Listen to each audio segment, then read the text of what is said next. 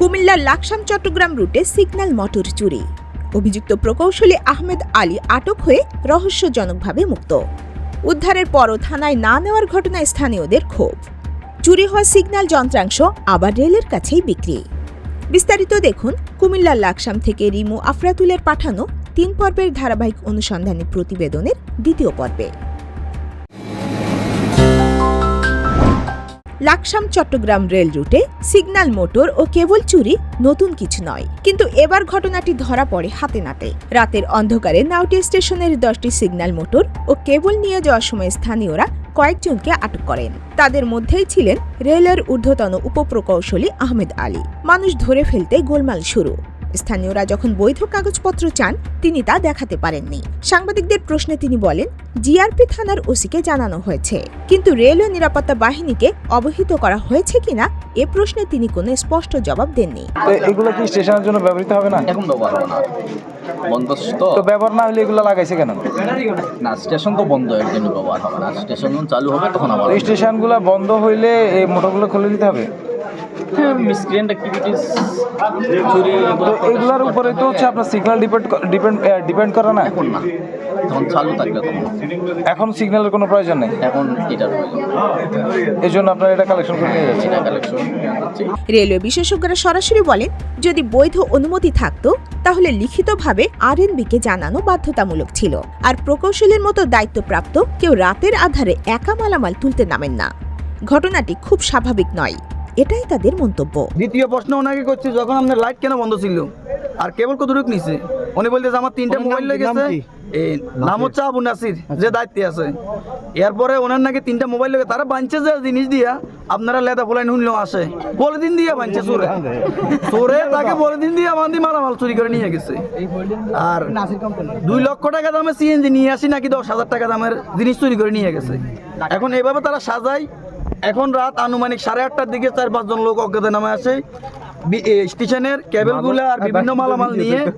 যখন তারা রওনা দিবে তখন এলাকাবাসী, গ্রামবাসী সবাই একত্র হয়ে এগুলো বাধা দিয়ে আটকে রেখেছে। তাদের কাছে কোনো কাগজও নেই, লিখিত কোনো কাগজও দিয়ে দিতে পারেন না, কোনো অনুমতি দিয়ে দিতে পারেন না।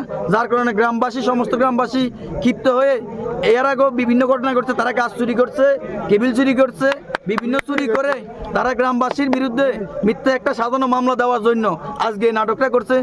স্থানীয়রা পরে লাকসাম জিআরপি থানা পুলিশকে খবর দিলে পুলিশ এসে নাম ঠিকানা নেয় এবং প্রাথমিক জিজ্ঞাসাবাদ চালায়। এখানেই শুরু আরেক ধাপের রহস্য। পুলিশ যখন তাদের থানায় নেওয়ার প্রস্তুতি নিচ্ছিল, তখন আহমেদ আলী মোবাইলে কিছু দেখান। তারপর আচমকা সিদ্ধান্ত বদলে পুলিশ তাদের লাকসাম জংশনে নিয়ে যায়। আজমির হোটেলে নাস্তা করিয়ে ছেড়ে দেয়। এ ঘটনায় জনমনে ক্ষোভ তীব্র। প্রশ্ন একটাই, থানায় না নিয়ে কেন ছাড়ল পুলিশ? কার নির্দেশে? স্থানীয়রা বলেন, 3 দিন আগে একই এলাকায় কেবল উত্তোলনের নামে চুরি হয়েছে। তখন দায়িত্বে থাকা একজনকে বেঁধে মালামাল নিয়ে যাওয়া হয়। তবুও রেল কর্তৃপক্ষ কোনো পদক্ষেপ নেয়নি। তাদের ভাষায়, রেলের একটা পাথর নড়লেও তদন্ত লাগে, কিন্তু লাখ টাকার সিগন্যাল কেবল চুরি হলো, কেউ নড়ল না। আজকেও যদি আমরা না ধরতাম, কাল উল্টো আমাদের বিরুদ্ধে মামলা হতো।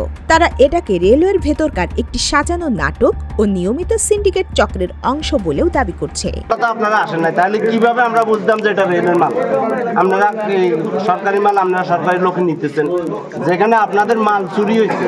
রেলে একটা পাথর চুরি হলে অনেক কিছু হয়ে যায়, পুলিশ আসে, রেলের তদন্ত আসে। আজকে 7 দিন যে একটা মাল চুরি হয়েছে আপনাদের। কি মাল চুরি হয়েছিল? কেবল কতদিন আগে এই দরজা থেকে দরজা ভাঙে নিয়ে গেছে।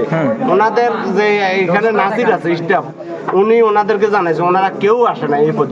এই যে চুরি হয়েছে, এটার বিষয়ে আপনারা থানায় কোনো লিখিত অভিযোগ দিয়েছিলেন? থানায় পাঠাইছিলাম, জিআরপি থানা বলে যে এটা 30 ফিটের বাইরে, এটা আমরা মামলা নিব।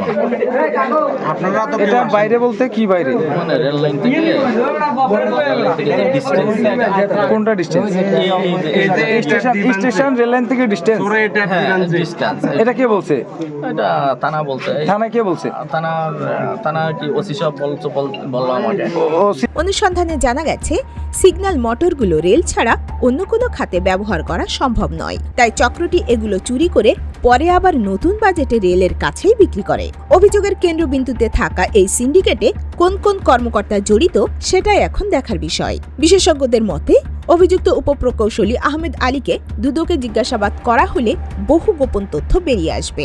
বাংলাদেশ রেলওয়েকে আধুনিকায়নের নামে বিশাল অর্থ ব্যয় হচ্ছে, কিন্তু চুরি, লুটপাট আর অভ্যন্তরীণ দুর্নীতি যদি এভাবে চলতে থাকে তাহলে উন্নয়ন শুধু কাগজেই থাকবে, মাঠে নয়।